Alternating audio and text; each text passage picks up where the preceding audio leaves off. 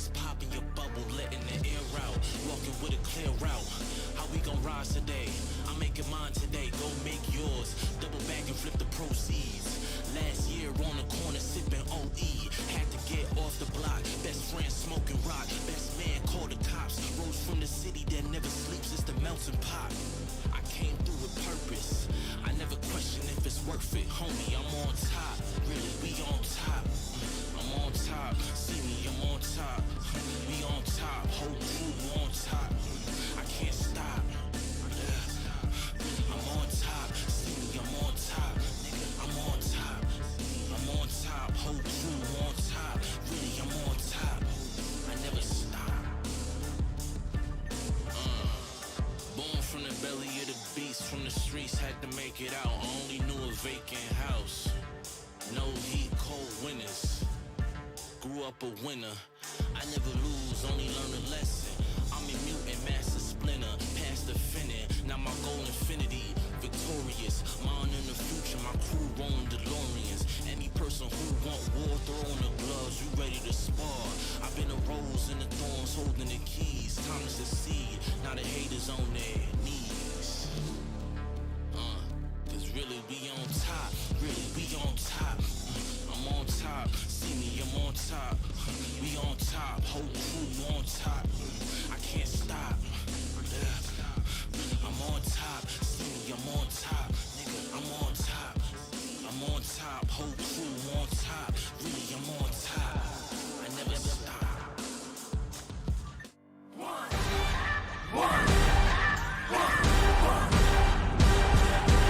Mister Young and FRGN.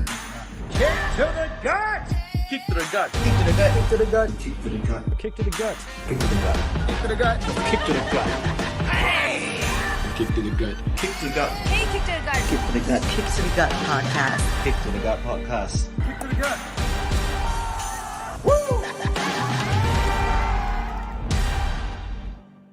Your podcast sucks. Let's go. Let's do it. How you doing, brother? I'm good. How are you, Mr. Young? I'm all right, man. Hey, Mr. Young in the house. And it's FRGN in the building, of course, coming to you on Mondays. That's right. Live every single Monday. It's like Monday Night Raw. Yes. But Before you know the Raw. now Monday Night Raw has been sucking so bad. I mean, we gotta replace it with someone for entertainment, bro. Rabak, bro. Well, as long as the entertainment is not us watching AEW Dark Elevator, then I'm okay with that. Because last week was an experiment. At least, FRGN, at least we tried. Like I was mentioning to you before we came live, I think it was a night out when you're drunk and you kind of forgot what happened. You kind of barely remember it, but you choose not to forget. Yeah. You choose not to remember. Yeah. Yeah. So, but I hope you guys enjoyed the episode. You know, for the ones that came along and came by the chat and all that. In fact, we are going to do a bit of a watch along here today to get us ready for Blood and Guts, which is actually, I mean, kudos to AEW in a week where sort of everything has been a bit of a lull in terms of WWE action. AEW is kicking things up with their Blood and Guts, and we will preview the Blood and Guts episode of Dynamite in just a little while also. But talking about the action, by the way, thank you so much for joining us on the podcast. As always, if you're listening to the podcast right now on Spotify and on Apple Podcasts, please drop us a follow. Also, He's a jolly good fellow. if you want to drop us a follow also can. On our Instagram page, on our YouTube, on our Facebook, that's Kick to the Gut. Hit subscribe as well. And what's up to chat, by the way? Referee Ryan is here. He says, Lai, stream start liao. What's up, boys? Legit, how you doing as well? Thank you so much for being in the live chat. That's right. We do this live on Mondays if you want to check out our YouTube and interact with us as well. Thanks, Referee Ryan, for being a day one, for coming here on time. Sometimes we also not even on time. Because we don't even know whether people will be coming in. But thank you so much for always turning up. This is going to be a very, very fun episode. Because first of all, I don't know about you, bro, but me growing up as a WWF fan, I have never watched a WCW pay-per-view in my life. Really? I have Never. watched one or two, but I've always preferred the WWE style. There's still a difference in style, I'll feel. But I think today when we watch what we are going to watch, do the watch along, right? Yeah. The thing is with nostalgia, and I've been burned so many times, every time I think about, you know what, maybe I want to watch this old movie or old event because I remember it well, right? I always go back and I realize, a lot of problems, You know what I mean? I was just someone who was so feel nostalgia about Mortal Kombat. Decided to watch Mortal Kombat 1 and 2 again. Oh, and yeah.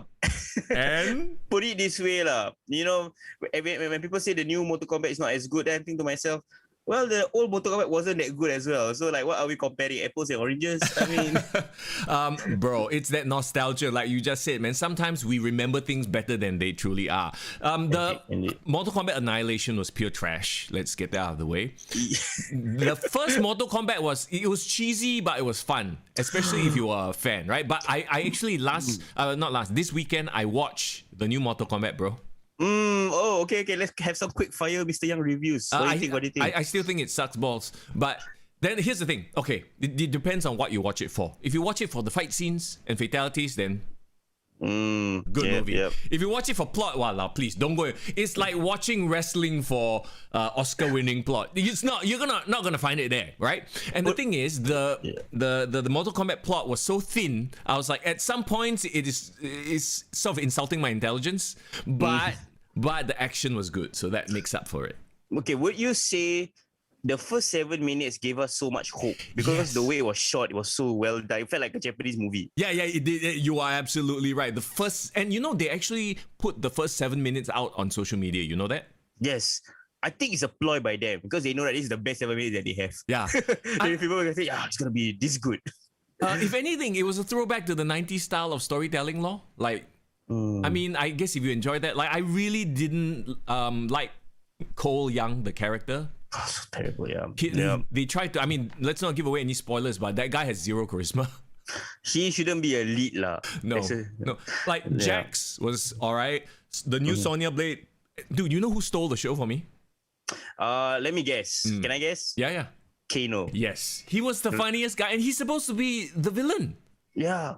You make the villain so lovable, like Loki, or like, you know, he threatened to steal the show. It should have been Kano and Friends. Yeah. Yeah, they should have done the show from the other side. Kano and Shang Tsung and all those Outworld people, right? Yeah. Because for me, right, they said they wanted to have Cole Young so that he can be our eyes to reintroduce ourselves to the world. But bro, you can literally do the starting point being like the Black Dragon clan, like Sonya Blade trying to investigate Black Dragon clan. You can be Liu Kang having his Shaolin monks upbringing with Kung Lao. There's so many other entry points. Why you have to create a new character? And he wasn't even that good. Yeah, bro, the guy who played Liu Kang, his body, what the hell, bro? Bro, his body, okay, is he like a legit Shaolin monk or something? Because his body is ridiculous. Like, Lean, right? Dude, like I don't even, like, his acting was meh. It was alright. And here's the other thing. I found the good guys all very irritating. You know what I mean? Kung Lao irritating. Kung Lao was irritating. Liu Kang was a little bit irritating. Raiden was irritating. I'm like, why are all the good guys irritating and the bad guys like cool?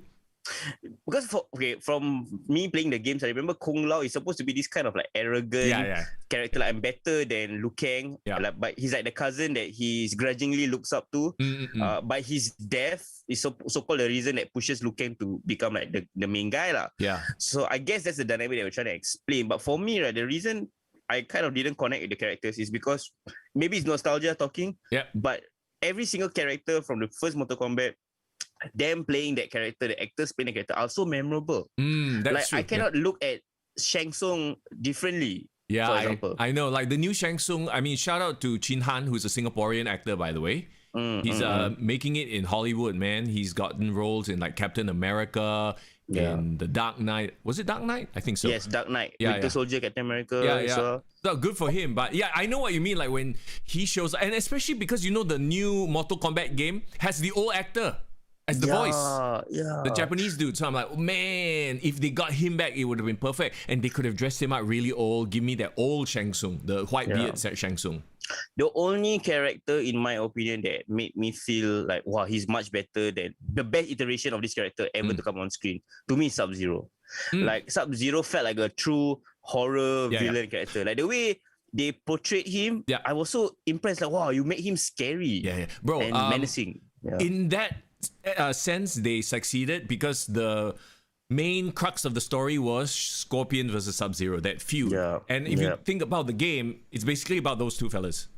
Yes. So if that had been the entry point going forward, like, I know, okay, Scorpion had to die and go to hell and all that, but if the connection was still made throughout, because he kind of appeared at the beginning and Yeah. bookended the end of the movie. So I was a bit, oh man, Well, I wish I had more of him. I guess that's where this Cole Young comes into play. Like, without giving away any spoilers, he's supposed to be that bridge, but he's just not likable. I don't know. Maybe I'm just being nitpicky, but the fatalities were really good. The action scenes were, I think, could have been better.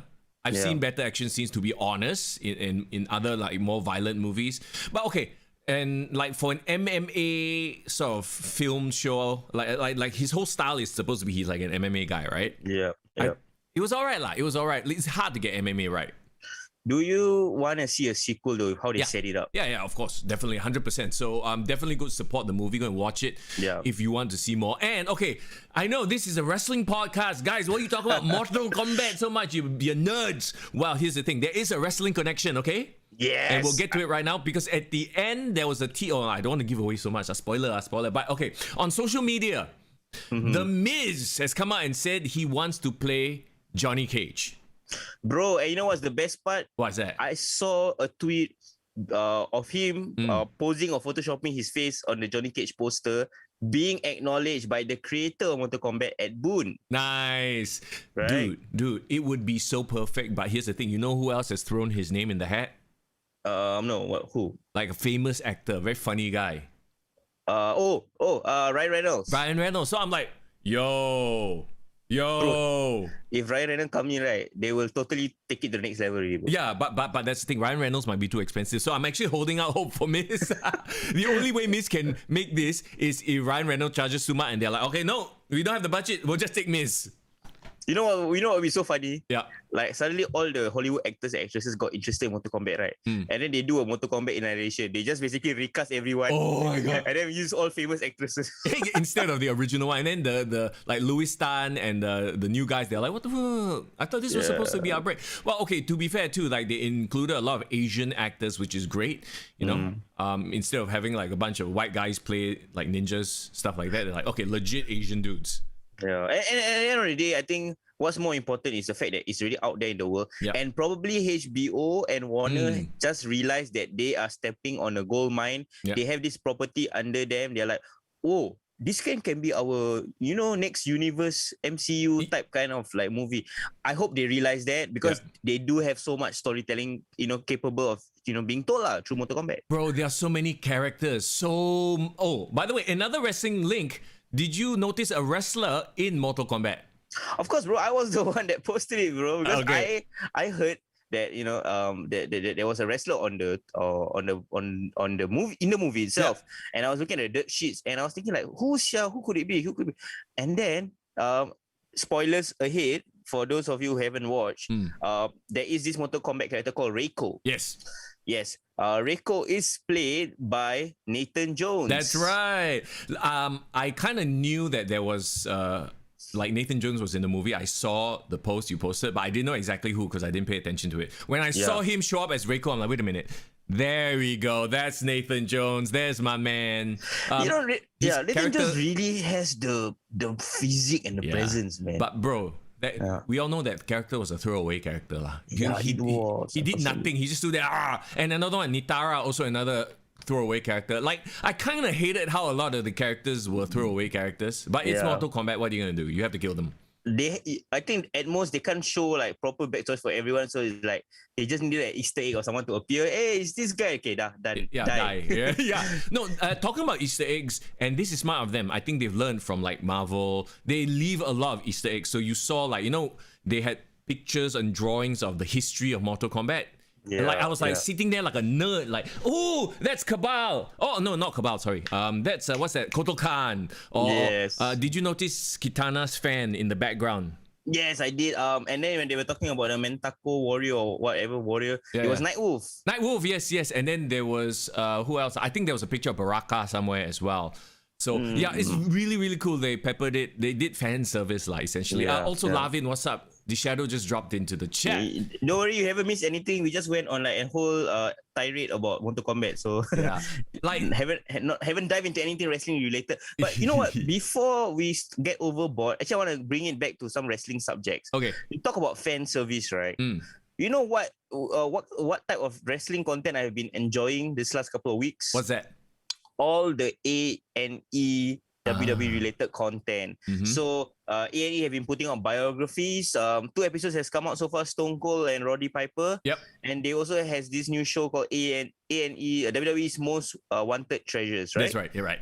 Yeah, so bro, talk about fan service, man. That is the kind of fan service I want as a wrestling fan. See, they are so smart. They are licensing out their, IPs, letting people sort of explore this universe, going for that lapsed fan, obviously, to get them interested in the current product. And I mean, the current product, say what you want. You hate it, you love it, at least you're still interested in something that the WWE is putting out. So kudos to them. They are being very smart. AEW would be, they don't have the history, I guess, but at some point, I'm sure they can do something like this too. Have you been enjoying the episodes in the series so far? Which one? Both. Bro, I haven't had the time to watch. Okay, but you knew of Most Wanted Treasures. Yeah. I watched the first episode with Mick Foley. Like you said, like they show clips of the old matches, and then they go hunting for the memorabilia. Freaking brilliant. The latest episode is who? Taker, is it? Bro, Taker and Kane, bro. Wow. Taker and Kane go hunting. Wow, that. Can you imagine as a fan, they show up at your house. Tuk, tuk, tuk, tuk, tuk. Oh my god, yeah. And the best part is like I don't spoil everything for you, but can you imagine Undertaker coming into the office of Mayor Kane and kidnapping him from work and saying, "Hey bro, come let's look for our old item." And he's like, "I got a job to run, bro. What talking to you?" Yeah, hey, this Mayor like very senang, very very free, huh? Yeah, but it's very funny because I felt like it was just hanging out with 2 old friends. Yeah. Because I'm so familiar with them, So kudos to them, man. They're really, really doing good in a time where it can be argued that their post-WrestleMania content has been a little bit lackluster. And, a lot of people say that I'm a WWE nut hugger, right? Like, very pro WWE. Hey, man, I can admit Raw has been tough to watch. Has been...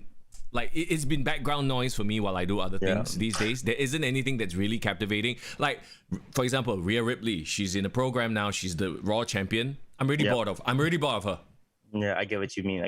But in contrast, you talk about positives. I've been really enjoying SmackDown. And SmackDown this past week had a pay-per-view level main event. And they Daniel Bryan versus Roman Reigns. When the match came on, I was like, wow, so early. So you knew, okay, they're giving... And if this was supposed to be Daniel Bryan's swan song, like, in my heart, I was like, Daniel Bryan's definitely leaving SmackDown. And I've already read the dirt sheets. He's like tired. He maybe wants to take another break or just go away. I'm like, he's definitely putting Roman Reigns over hard, right? And he did. Yeah, he did. Yeah, he did. But bro, do you notice something new? What's that?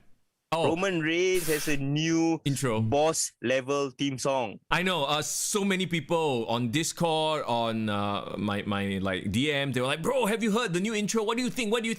Okay, what do you think? Okay.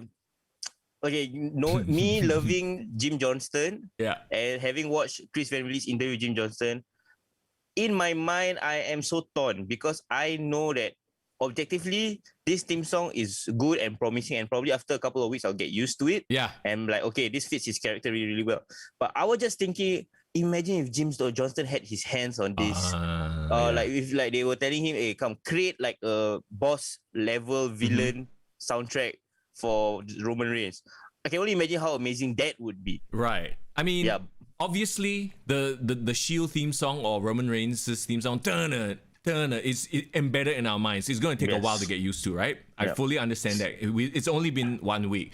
Like right now, I'm trying to remember how his new theme song sounds. I can't, right? Yes. The second I heard it, I'm like, oh my God, they've been watching AEW. Because, okay, you know how Kenny Omega's theme song is like a very Japanese final boss? Okay. Roman Reigns' theme song is like American end boss. For a game. It has like very Thanos. Okay, you know what that song reminded me of? What? Reminded me of like Gears of War soundtrack. Like if you guys play like Dark Souls, there's like that epic sort of a whoa. So that kind of string of obviously I might be making shit up, but I feel like they looked at Kenny Omega and went, wow, he's his intro is like quite cool. He sounds like a Final Fantasy boss. Let's do like an American version for Roman Reigns. That's what it sounds like to me. Yeah, I mean, I'm glad he's finally shedding the final vestiges of the Shield character and Shield gimmick. Yeah, because if you think about it, Seth Rollins and Dean Ambrose has like moved on from their gimmick since 2014, 2015. So they have had their identity for like how many years? So Shield, I guess, can be said has been laid to rest. Yeah. So they should push forward this new era of Roman Reigns. We'll get used to it. I think we'll get used to it because it's not. When I first heard it, I didn't think it was a bad team. Like, it wasn't a generic team. No, but it didn't stand out either. Yes, so I feel like it might need some visual accompaniment tweaks. Yeah, like I think how so. Bobby Lashley has his very badass intro. Yeah. So yeah, it will take time. But hey, I'm not hating on it. Shadow says he wants Kenny versus Roman. Can you imagine those two coming out? The entrances will take half the match already. Then the entrance will take half the match. Then Don Callis and Paul Heyman will have a 20-minute promo segment. Oh my god, yes. Actually, now I really want to see it. Yeah, that's true. Hey, you know what? Kudos to Roman Reigns in the sense that I feel like he has made himself into a must-see attraction. Yep. Yes. Like whether he goes on the mic having a talking segment or where he has a match, I know I can rest assured that I will somehow be entertained during his segments. So at least there is that consistency in WWE, at least from Roman Reigns. Yeah, but who is going to be his challenger next? Because obviously the whole idea to build up a heel like that is to have somebody finally conquer him, right? So who is going to benefit from this rub? Who do you think, looking at the SmackDown roster? If you saw the ending, you know who came out to so-called save Daniel Bryan, right? Yeah. But okay, I know Cesaro. Like, they're supposed to push towards Cesaro versus Roman Reigns. Do you think that he's going to sort of lay down for Cesaro, or is that in the plans, or is Cesaro like we always talk about? Sometimes there are challenges that are like mid boss challenges, and then there are like legit challenges. To me, Cesaro still feels a little bit like they're trying to get him there, but he's not there yet. I think Cesaro will only give Roman Reigns maybe like a 3-month, like maybe 2-3 pay-per-views worth. Yeah. But then by the time SummerSlam comes along, there's probably going to be a new challenger. Who though? Who?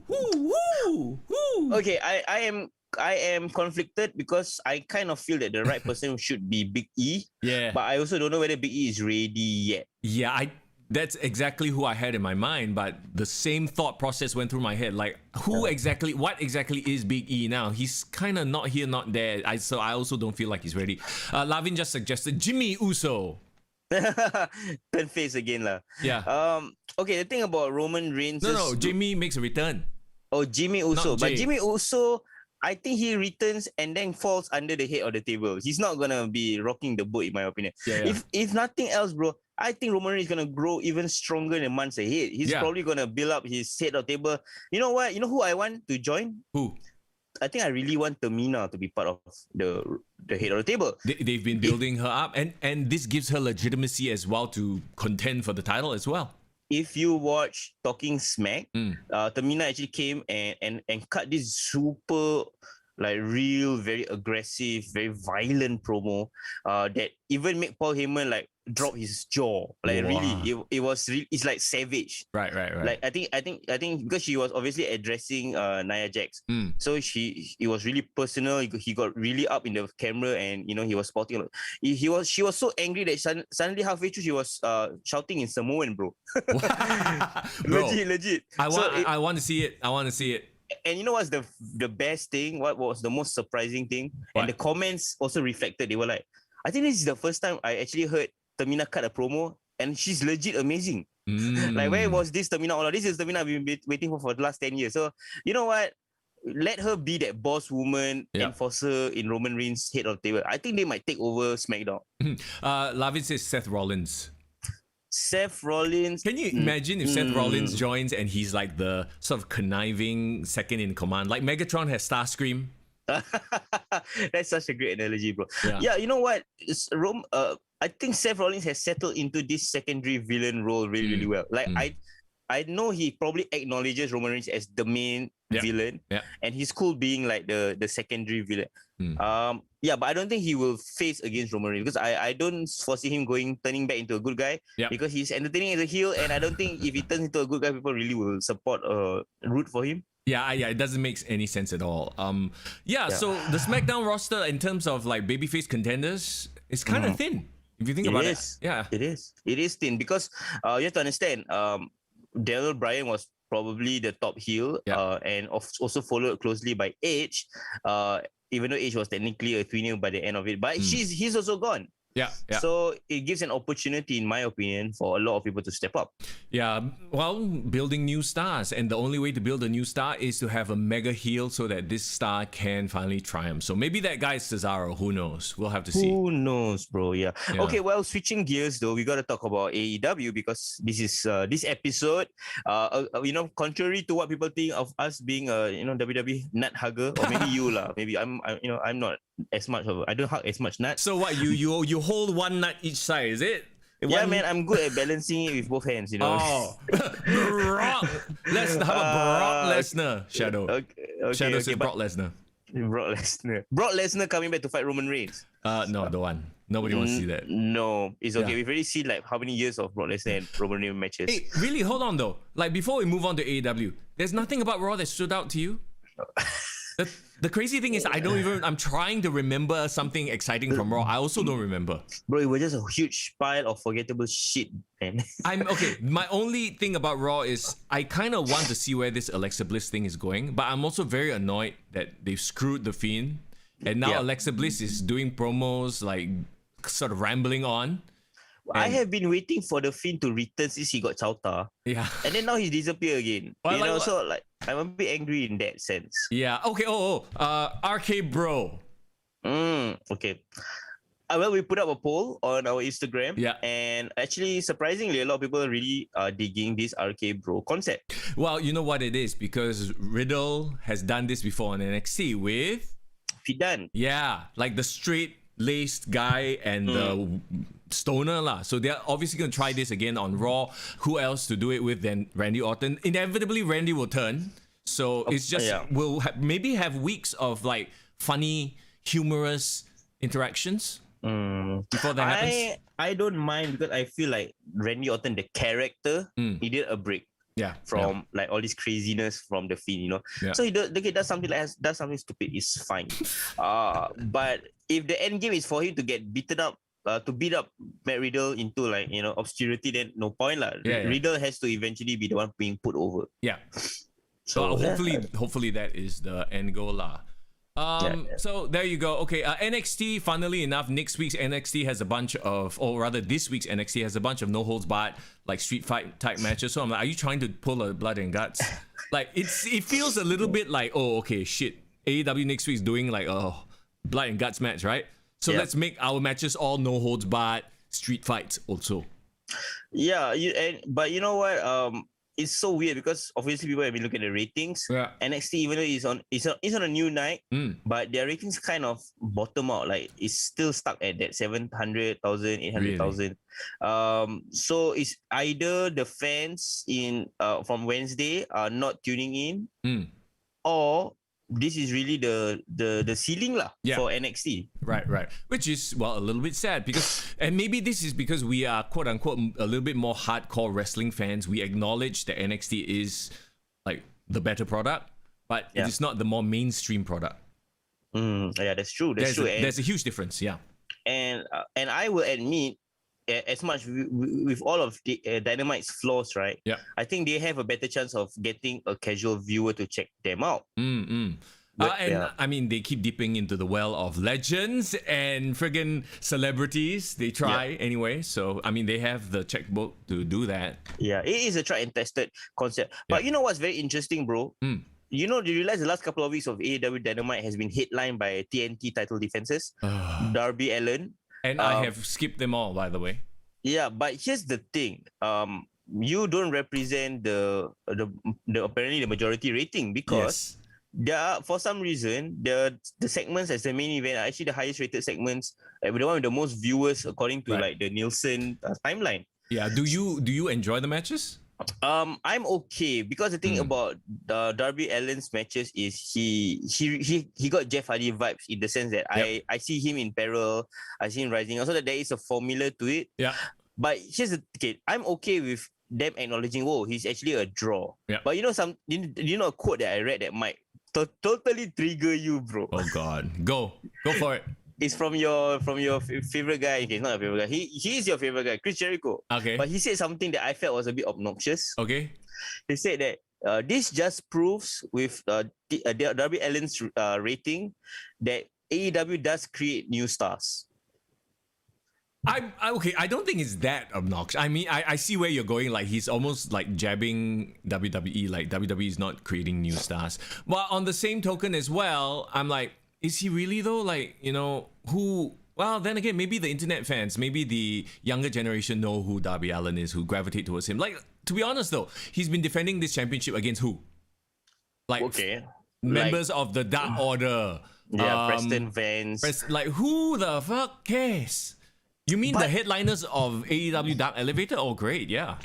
Yeah, but that's the thing. Like, these are the matches that is on the main event of Dynamite, and it's getting a good rating. So I don't know, what does that mean. Does that mean it's because Darby Allin is the draw and people are watching Darby Allin matches no matter who he fights? Can't be the Dark Order is a draw. Yeah, right. So, or maybe people just want to watch the product as a whole. Maybe the brand is just strong enough that people like to watch the whole match through, the whole show through. You know what I mean? And that's kudos to them. But also the whole Nielsen, I don't know how they do the surveys and stuff like that, but we all know these ratings are bullshit, one. Or maybe the simple explanation is, by the time the main event rolls along, that's probably the time where most people are at home watching TV. Yeah, and while they are just pushing the hell out of him. So then why are you putting Hangman Page at the start of the card every single time? That's the thing. Like, I felt like Hangman Page should be in such positions as a TNT champion. You know? But maybe Darby Allin just feels more creative or has better control of his character in terms of the creative direction. That's why they give him more of the ball. I don't know. Or maybe because he has a Sting. He just is accompanied by Sting. It's still like, okay, his luster and his mystique has completely gone because he just shows up every week. It's obvious Sting is just at this point the second in command. Like, they just want to give him the rub for Darby Allin to make him seem like a big deal. Yeah. When he's kind of not real. I don't know, man. Maybe I'm just hating. One day, okay, this week I will really pay. No, wait, the main event is Blood and Guts, so that's a different story altogether. Do you want to preview Blood and Guts first, or shall we do our watch along? Let's preview Blood and Guts first. How about that, huh? Okay. I mean, okay. Speaking of AEW though, I really enjoyed the Inner Circle versus the Pineapple stuff.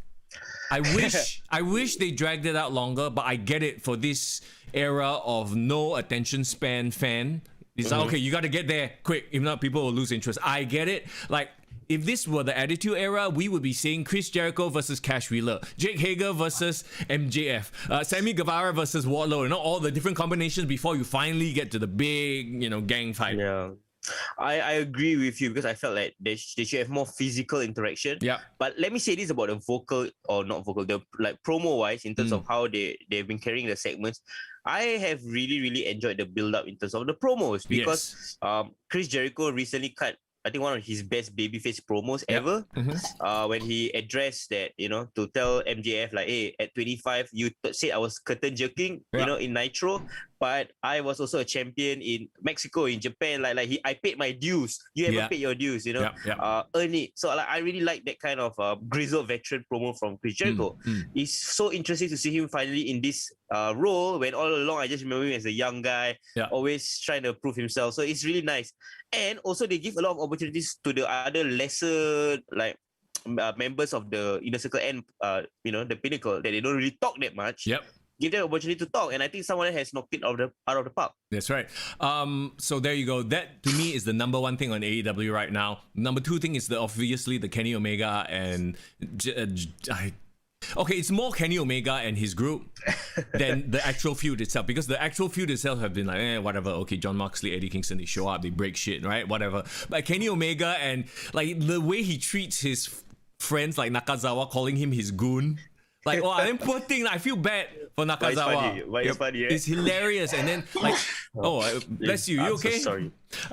Let me get some tissue paper, but please continue talking. Go ahead. Like, and the stuff, the interaction with Don Callis, how they just act like the biggest pile of entitled punks, and especially now they have the Young Bucks who have the look of young entitled brats, right? It is perfect. I actually enjoy Young Bucks segments now because they're not taking. You alright? They're not taking. Good, but when you talk about Young Bucks, I start to get sick. Oh, that's why. They're not taking themselves like so seriously, like, we are the saviors of wrestling. Now they're being the arrogant pricks that they are perfect for. So kudos to that group for making that work. Now, talking about someone who's incredibly obnoxious, I have who? to do it. I have to do it. And Oh no, I know who. you know I who. know who. And from a script writing point of view too, like how obnoxious do you have to be when your brother is getting the shit beat out of him and you don't show up? You only show up in the fucking lot at the end to beat up the fucking fellow who works at Walmart. Cody Rhodes. I'm talking about Cody Rhodes. So okay. Of course you are. Of Yeah. course you are. QT Marshall with his goons, the factory. I don't even know their names because I don't care. Because the leader is a guy that works at Applebee's. He's the manager. Sorry. The manager of Applebee's is Baron Corbin, and he's way more talented. QT Marshall looks like he's gonna sell me a printer at Courts, okay? And he is like getting one over on Goldust, Dustin Rhodes. There's no save, nothing. Only when they go outside, then the Cody Rhodes come out. Someone actually thought that QT Marshall versus Cody Rhodes is gonna be a draw. Who gives a fuck?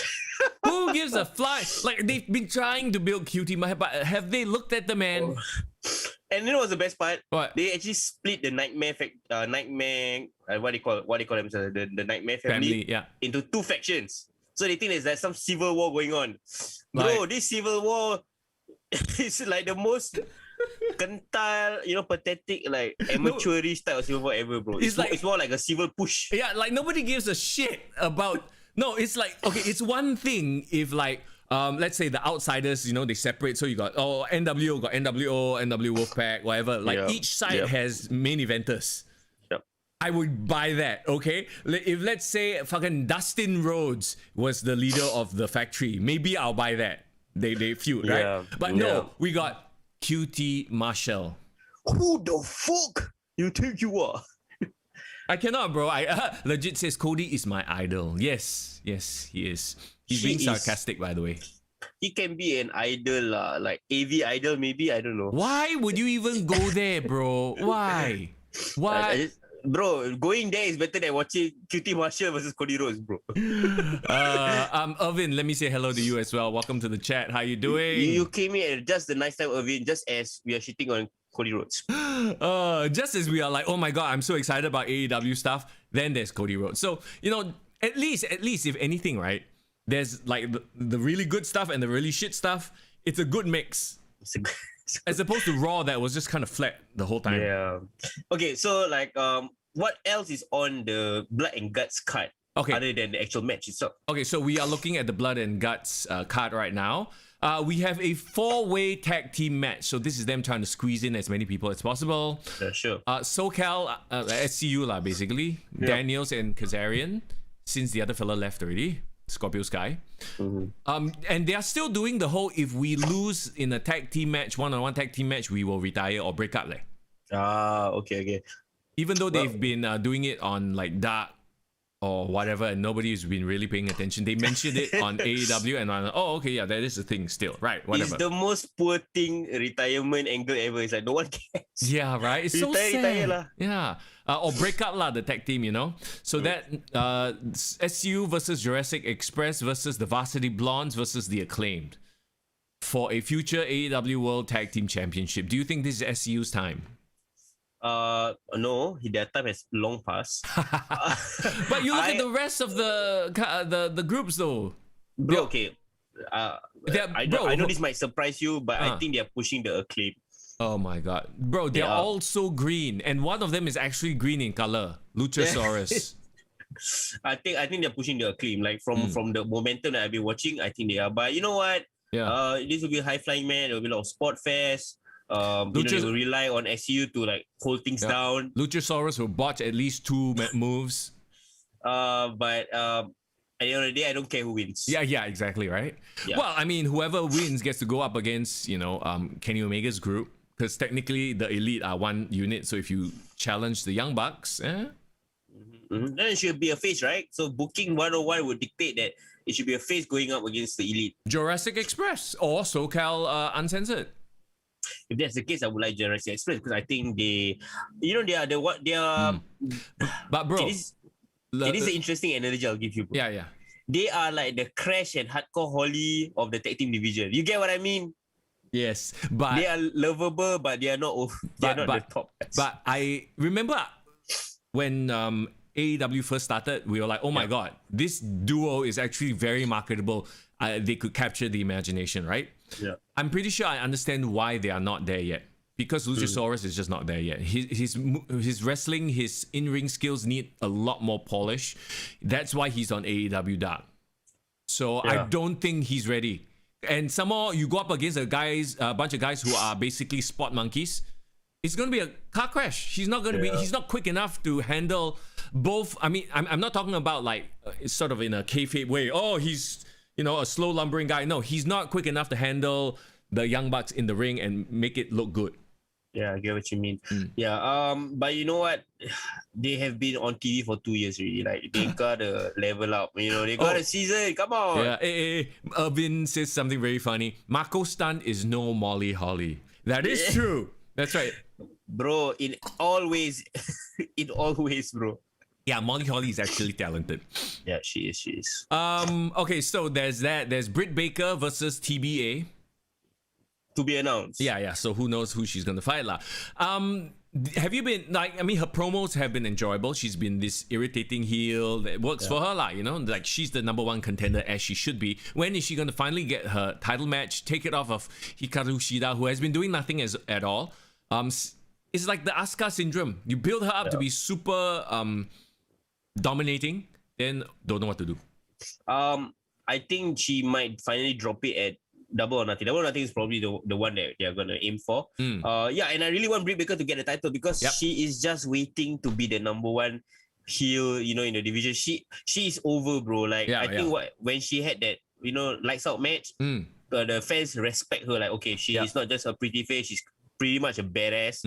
And our first criticism of her when she first came on the scene was she's very bland. Yeah. She's just a face. Like, why is she, that kind of thing.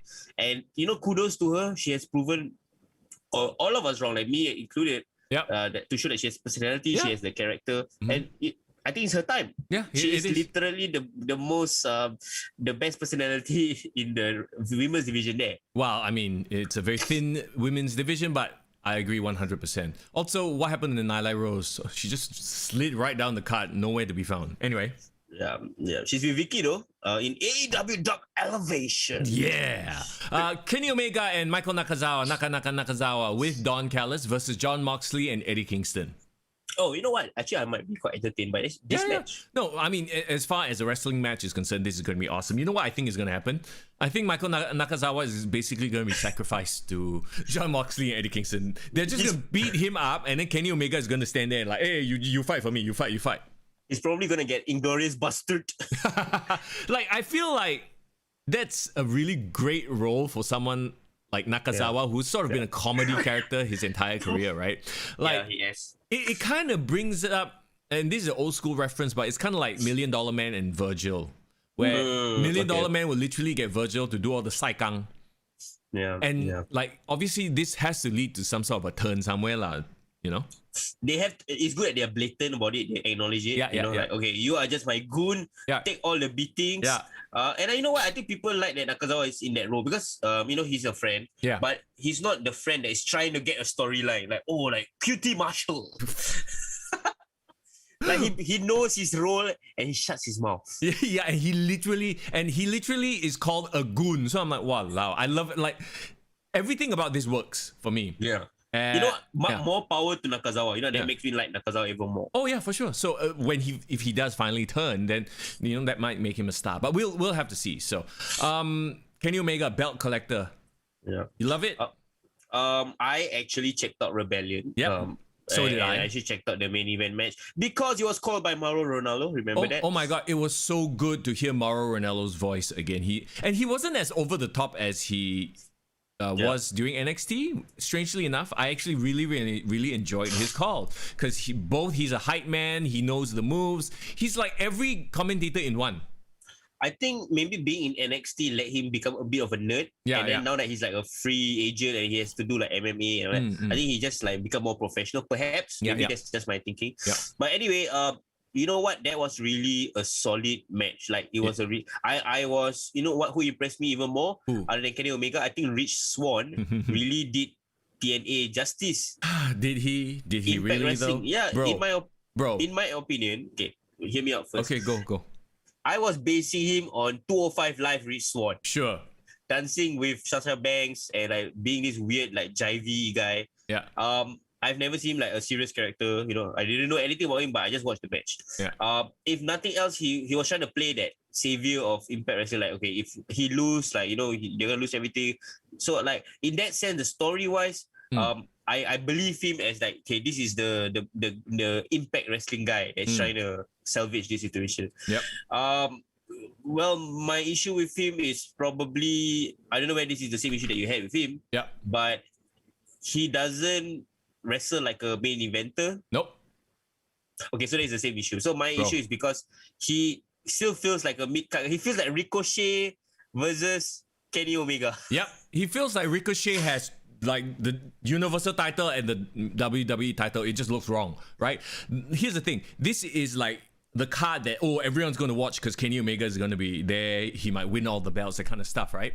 So, like, I was watching it and then he comes out. I'm like, what the fuck is this guy? Look at this guy. Skinny, tiny guy holding both TNA and Impact titles. And okay, to be fair, the backstory is that he actually won that from Moose. Now, Moose is this like former football, like big mofo. Yeah. So him beating Moose was like a fairy tale ending sort of a story. Right? And then putting like he comes in with all that momentum and then loses to Kenny Omega. But be that as it may, it almost feels as if Don Callis has given up on Impact and just thrown his entire lot into Kenny Omega. It's like, okay, Kenny Omega's my guy now. Like, fuck Impact. Which is very ironic because he's the executive, right? But I like the fact that even though, yes, Kenny is the belt collector, he's starting to have challenges from all the different promotions stepping up to the plate, challenging him. But bro, it makes me not want to watch Impact. It makes me think that Impact is a C, D, E, F, G show. You know what I mean? When I watch it, I'm like, oh, okay, even their champion is like look at this guy. This guy is their champion. Their champion is supposed to represent, like if I look at the WWE, champion, Roman Reigns, Universal Champion, fucking looks badass, right? I buy that. I look on Raw, freaking Bobby Lashley. Like, he's legit, right? Like, you would want to see him fighting against Kenny Omega. Because that is really a champion. And then you look at this Rich Swann. Like, what? That's your main guy? He's fucking dancing and shit. The match itself was good. It wasn't I wouldn't call it a 5-star Tokyo Dome, whatever, classic. I thought it was highly entertaining. I still feel very poor thing that Impact wrestlers have to do it in front of nobody. The vibe is really damn bad. It sucks. It sucks. Yeah. But you know what? His other potential challenges for his other belts, I think, interests me a lot. He has hinted that he might want to fight Nick Aldis for NWA title. That would look like a badass match, in my opinion. Yeah. And someone else has stepped up to the plate and want to challenge Kenny Omega.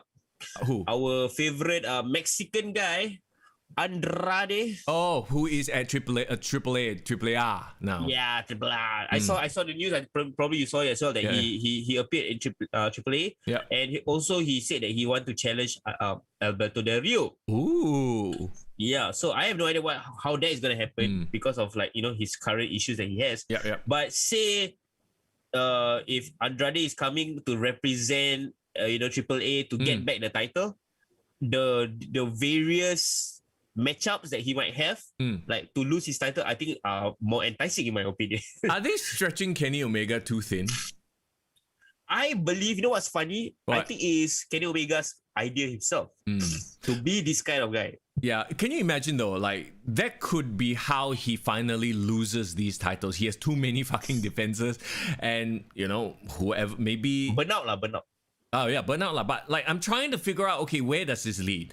So does this lead to, let's say, okay, so we all want Adam Page versus Kenny Omega, right? That has to be the payoff. Yeah. Right? He has to be. So you build him as this belt collector and then you finally have Adam Page challenge him, but only for the AEW title, not all the rest. And then Kenny Omega has an excuse because he's burnt out from defending all the other championships. Like, I don't know. Where does this lead? I don't know. My only issue is that he might stretch himself so thin that it creates a vacuum in AEW Dynamite, which is what's happening right now. And that he doesn't have a rivalry right now. Yeah, and then you have who in the main event? Darby Allin. But that's by right the role of a TNT champion, right? Like they should have a championship that can be the one that is replacing. It's like when Brock Lesnar was absent as Universal Champion. It's like the TV title lah, like the Intercontinental title or the US Open title where it's like, defended every single week. I get it. I get what they're trying to do, which it makes sense. But you need your main champion there, like, to have a proper feud. And I don't know about this Jon Moxley, Eddie Kingston thing. It just seems like a mess now. Like, there's no real front runner to his title. Luckily, we still have Inner Circle and Pineapple because that is like it doesn't need a title, and it is a feud and faction war that is actually really entertaining. Better than QT Marshall's Nightmare Factory. So you know what?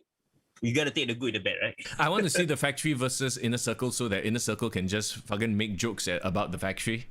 Yeah, if I beat the shit out of all of them, right? Beat the shit out of them and put them down and just make fun of them. Yeah, I think. Well, that makes Inner Circle the de facto face already. They are the faces right now. Yeah, they are. They are indeed. Yeah. Badass faces, so that's good. Yeah. There you go. So have we covered? No. There's Cody Rhodes versus QT Marshall. Oh God. You know what? Let's not even do it, bro. We've already given Cody Rhodes enough screen time in this episode. All right. The main event. Chris Jericho, Jake Hager, Sammy Guevara, Santana and Ortiz versus MJF, Wardlow, Sean Spears, Cash Wheeler, Dax Harwood. I'm sure Tully Blanchard will play a role somehow. Maybe Mike Tyson might show up. It's the Inner Circle versus the Pinnacle. I am curious to know what are the differences between the Blood and Guts stipulation and the War Games stipulation. I believe Blood and Guts is only like tap out or submission. There's no pin. Really? If I'm not mistaken, let me really quickly go Google Blood and Guts. Huh? Because I feel like if it's just gonna be WCW War Games ripoff, then it's not interesting lah. Like this is an opportunity for AEW to create their very first signature event. Like I like how even Impact had a little lockdown. They had X Division matches. Yeah. So at least they had some sort of their own signature. So if AEW can create that might be something they can do, becomes a yearly affair. Bro, what about the Casino Battle Royale? Fuck off. Fuck that shit. A group where groups of people come in at the same time. No, it's okay. Irvin says, who in the Inner Circle is turning on Jericho? Ooh, do you think somebody is? No, I don't think so, because I think that at this point Inner Circle are riding high. They are united. Yeah. And if they were to turn and betray and go to Pinnacle, I think Pinnacle will be too bloated. So yeah, you're right. I don't think so. Okay, here are the rules from Pro Wrestling News. 2 men enter the cage for 1 5-minute round. Then every 2 minutes, another participant enters. So, okay, War Games starts with 1-on-1, right? So this one, 2-on-2 first. Okay. Then the match officially begins after all 10 men have entered the cage. The winning team is determined by submission or surrender. No pinfalls, no countouts, no escape. Okay. Yeah. Okay, so it's just basically beat the shit out of you until your blood is spilled or your guts are spilled. Yeah, brutal, like really, really brutal fight. So, okay, I get it. Cool. I'm actually really, really excited because it's Inner Circle versus Pinnacle. Like I said, I don't know where they go from here. Like, this has to be the payoff. This has to be the end of the feud, right? They can't beat the shit out of each other in the Blood and Guts. And then next week, it's Cash Wheeler versus Sammy Guevara. Like, nobody will give a fuck already. Yeah. I think if you're gonna predict winners right now, I might surprisingly say that Pinnacle might win. Surprising? I think that they should win. They have to win. No, but the way it has been set up, it feels like they are owed a beating. They are owed being embarrassed by Inner Circle, because Inner Circle is like rising out from being betrayed, right? Yeah, true. But I feel like the right thing that they would do is to put over MJF. That's what Chris Jericho won anyway. Yeah. So, but I do not know how is it going to end. Is it going to be like a complete domination by Pinnacle, or is it going to be like a sneaky victory? Yeah. Wait. Does one person have to give up for the whole team to lose? They don't actually say that. Is there an elimination portion? Or what? I'm not sure. Hold on. No. Any opponent. So any one of the members. Actually, okay, so if Inner Circle wins this, right? Then the person who loses, who gave up, technically can break off from the group. If you know what I'm saying. You know how what will be the most ironic thing, right? What? If it's Chris Jericho is the one that loses. Oh, and then everyone, so the rest of the inner circle look at Chris Jericho like, hey, he weak. He cost us the match. And then this could lead to the dissolution of the inner circle. Yep, sounds like it. Sounds like a plan. Oh, interesting. Okay. So the stipulations make it such that there is, there's a story to be told even after, which I like, unless they completely fuck it up and don't tell that story anymore. Then, Well, we shall see. In my opinion, I am actually looking forward to this match. And it is the first time in a few weeks that I have been looking forward to a wrestling match. So I am excited about that. There you go. Talk about wrestling. Okay, so we're going to do a watch along. So in case you haven't loaded your WWE Network yet, let's all do that right now. And today we are watching WCW WrestleWar 1992. Okay, this is not the first War Games match, but I believe this is the first WCW War Games match. Is that it? I'm not too sure because I understand that before this, NWA had tons of war games. There was tons of Dustin Rhodes fighting against Ric Flair, fighting against bro. They did this Horseman. stuff. They did this stuff in house shows. Yeah. So I am not too familiar with the history of war games. You probably will know more. But this is one of the most famous and well-reviewed war games ever. Like it got really I can't remember how many stars he got from Dave Meltzer, but who cares about Dave Meltzer? My God. Yeah, well, apparently a lot of people in the industry, but the point is that we will have our own say. Yes, we will have our own say, but you can't deny that this match is easily the most star-studded matchup like in history. Like on one side you got Dangerous Alliance. Alliance, I think it's a wholly underrated faction. It had stars of the future. I'll tell you what, bro, let's talk about it while the thing is playing. Because there will be a lot of downtime. But guys who are watching on the chat right now, if you're listening to the podcast, load up your WWE Network, search out WCW WrestleWar 1992. Okay, and when you're there, this happened, by the way, May 17th, 1992. We're going to go straight to the main event. So you know how in the network you can jump straight to the match, right? You jump straight to the last one, Dangerous Alliance versus Sting's Squadron. What a very 90s name set like of names. Robocop like that. Yeah, right. So okay, while you're doing that, let me just quickly run down the rest of the card just to set the scene. Okay, the first match: Freebirds versus Taylor Made Man and Greg Valentine. Oh, there are some names. So Michael Hayes, Freebirds, yeah. Yep. Greg Valentine. Before, is this after he became the Hammer or before he became Greg the Hammer Valentine? I have no idea. I don't know about his history. Yeah. Then we got Tracy Smothers versus Johnny B. Bad, aka Mark Merrow. The former husband of Sable. Yeah, lucky man for a few years. Marcus Bagwell, also this is before he became Buff Bagwell, I guess, versus Scotty Flamingo. Yeah, what a wrestling name, bro. Scotty Flamingo. Mr. Hughes versus Ron Simmons. Damn. Mr. Hughes is quite big, right? Back in the day. Like, Okay. Todd Champion versus the Super Invader. Like, who the hell are these guys? My God, okay. Richard Morton versus Big Josh. No idea. Okay, Richard Morton, is it Ricky Morton? I have no idea. Okay. Might be.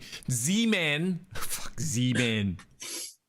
Somebody tell me who the hell is Z-Man? Z-Man versus Flying Brian Pillman. That one, okay, we know. Let me just Google Z-Man real quick right now. And it's quite appropriate that there's a Flying Brian matchup here in WCW. And Dark Side of the Ring just premiered a Brian Pillman episode. So for those of you who love documentaries, wrestling documentaries, please check that out. It's amazing. Z-Man is Tom Zenk. Does that ring a bell? Not really. Okay, then never mind. Okay. Then Fujinami and Izuka versus the Steiner Brothers. Tatsumi Fujinami, Yeah. And finally, the main event. So, okay. Once again, do you guys have it loaded? If you have it loaded, let's get down to business. Bro, do you have it loaded? Yes, I have it loaded, and I'll lower down the volume. Yes. Once again, we can talk and give commentary as it starts. Yeah. So once again, it's WCW WrestleWar 1992. If you can't, like on mobile, I think sometimes you can't skip to the correct match. Just go to 2 hours, 8 minutes, 36 seconds. Yep. Okay. Let's do it, bro. Yeah. 2 hour, 8 minutes, 36 seconds. I'm gonna hit play on my thing right now. Boom. Oh, look at the handsome Eric Bischoff and a full head of hair. Look at these fans, man, with the face paint and everything. Man, what an era! Who is this commentator? I have no idea. He's the Announcer. ringside guy. I love how it's much more formal last time. It felt like a proper big deal, you know? Yeah. Well, Wow! Fireworks! Wow! Wow. Look What like kind of fireworks sparklers. is You know what's gonna happen? The ring's gonna explode. This is exploding ring shit. Holy crap. Is this like a fireworks display or what? It looks quite sad. To be honest, it looks quite sad. It's just a pew. Oh, there you go. Wow. Okay, so the commentary that I'm listening here is from Jim Ross. And Eric Bischoff? I think it's Ventura though. Is it? Jesse Ventura, yeah. You know what? It looks like a Hell in a Cell. Yeah, it does. It's Yeah, a it looks double. like a Hell in a Cell indeed. It's Yeah, a that's double cool. Hell in a Cell. It looks so cha-cha, bro. If you look at one side of the fence, it looks like it's singing. Yeah, you're So right. It bas- is Ventura. Basically, it is the entrance of the War Games cage. Wow. This is a really cool entrance, actually. So they're also announcing. By the way, look at how one side of the cage is just sticking out. Oh my god, yeah. This looks super unsafe. Okay, so they are giving the rules right now. Okay, 7 periods in War Games. First period, 5 minutes. All other periods, 2 minutes. 1 man from each team during first period. After first period ends, head ref flips a coin. Winning team. What? Wow, that's too confusing. I'm confused already. Okay, basically, I believe it's Okay like lah. normal War Games in Yeah lah. WWE NXT lah. It's Yeah. like after the first 5 minutes, like every single corresponding team member come in lah. Yeah. Yeah, whereas in NXT they made you qualify to be the first, like, you know, to have the advantage, and so they just flip coin. So okay, fine, sure. Look at that font though. Look at that 90s Such font. a 90s font, yeah. Yes, yeah. But you know what I really miss about old wrestling? What's that? Like it feels like a proper event, like UFC and boxing. You know, like it's happening. Wow. The feeling of it being like a big deal, it just feels more. Well, it is a big deal. It's just that the past 2 years it hasn't been because there's been no crowd. So Yeah. I do feel like, you know, with the crowd, the gravitas, the grandeur is back. Like WrestleMania had a little bit of that. Yeah. It's slowly but But surely. look at how close everyone's packed together here. My God. Surrender or submission is the only way to win. Okay, there you go. So it's like blood and guts lah. No pinfalls, countouts, or disqualification. Yeah. This one they can't climb out. The NXT one you can climb out, but climbing out made you lose. Climbing out, that means climbing out of the cage. Yeah. In Oh yeah, NXT, because it's open top, right? yeah, It's not open closed, top. right? But if they jump out, they lose. Mm. Yeah, a bit convoluted, huh? I mean, we'll have to wait and see where this goes. Okay, it's a little bit awkward because I can hear commentary on your side and then I can hear commentary on my side and they're not synced. Really? Yeah. You know what? I'm just gonna lower my Yes, voice. thanks, volume. bro. Look at how cha-cha the curtain is, though. There's your 90s stuff. There's no Titantron. Yeah, I think the concept of Titantron never existed, probably. Yeah, not for a while anyway. But man, this is such a throwback. I am curious to see who is part of Sting Squadron. Yeah, I literally don't have any idea or context to this match. You know, is that Medusa? Yes, bro. Medusa is part of the Dangerous Okay, Alliance. here we go. Medusa is leading out, ravishing Rick Rude, stunning Steve Austin. Woo. Look at that young man. Look at how jacked everyone is. Who's behind stunning Steve? Is that Larry Zbyszko? Larry Zbyszko, Arn Anderson, Anderson. and who's the last one? Is it Winham? Barry Winham? I have no idea who the last fella is, but of course that's Paul Heyman with hair. Paul Heyman. So the very first ever Paul Heyman girl is Medusa, of course. Yeah. Cool, that's cool. You know what? The star power here already is amazing, bro. I mean, you think about where all these people end up, you know? Stone Cold Steve Austin, Hall of Famer, Ravishing Rick Rude, Hall of Famer. Stone Cold with hair. Yeah. Arn Anderson, the backup of Cody. Cody's Alright, little so bitch. this is pre Crow Sting. This is Yeah. Surfer Sting. Sting. Who the hell are these people with him? Oh my god. I have no idea who they are. Oh, I see Ricky the Dragon Steamboat. I see Dustin Rhodes. Dustin Rhodes is there. Steamboat is there. Who the hell is that guy with that blonde hair? Oh, to hear Jim Ross at his prime, there'll be a price to pay. It's a slobber knocker. Okay, let me pull out very quickly my Google just to see who is in the Sting Squadron. Yeah, I'm gonna Google it as well. Let's see if we can figure out. Thank you, Wikipedia. Okay, Sting, Barry Windham, Dustin Rhodes, Ricky Steamboat, and Nikita Koloff. Ah, Nikita Koloff. Okay, Versus okay. Steve Austin, Rick Rude, Arn Anderson, Bobby Eaton, and Larry Bobby Zbyszko. Eaton. Yeah. Okay. There you so go. Bobby Eaton. Okay, so Bobby Eaton and Barry Windham are the two blonde guys. They have to have like a standard blonde with a mullet guy in the early 90s. Yeah, yeah. Look at Paul Heyman giving instructions and strategy. Yeah, he has like a whole. Those look like IKEA instructions for cabinet, please. Bro, look at all them. As Undertaker would say, when men look like men. Look at Medusa. I think she realized the camera was too close to the instructions. She was like, "Hey, shit! Don't let anyone know it's an IKEA cabinet." Bro, is it me or the roof is like a bit sagging, bro? Sagging, yeah. It looks like Hogan is in there with the yellow tights. So match has begun. Yeah. It is. Oh, bless you. Thank you, man. It is Steve Austin versus who? That should be Barry Windham. Yeah. Okay, it's a slobber knocker. The trading blows off the rope at the big body block. Ayo, listen to JR. Just it was so much enthusiasm and youth. Did he just no sell? Barry Windham just no sold shot to the cage. Are you serious? Oh man. Yeah, you know what? The yellow tights are very, very distracting because I really think it's Hulk Hogan. Yeah, and then you got the long blonde hair from behind, and then you see the face. Oh, cannot make it already. Yeah. But Barry Windham was part of Four Horsemen as well, right? I don't remember. I'm not a WCW guy, bro. But you know what? They always say before Stone Cold's neck injury, he was much more of a technician in the ring. So I'm curious to see what is his ring style like. Look at how snug these shots are, though. Like, I really miss that, you know, when shots look like they hurt. Yeah. Like, like a proper fight, lah. Yeah, exactly. Not like a Young Bucks match where everyone's just kind of glancing off each other and pretending like it hurts. Do you think Young Bucks will actually win in an actual fight? I don't know. Maybe they should get involved in celebrity boxing. Oh my god. Hey bro, look at how Jack Arn Anderson look. Right? I'm so used to him being like an old uncle. Well, I mean, we all age, bro. We'll get there soon. But, you know, talking about celebrity fights, you know the recent one, the one where Ben Askren got knocked out, right? Yeah. Like, they had so many more views than even WrestleMania. I think this is going to be the thing going ahead, you know? Like, influencers getting into celebrity fights.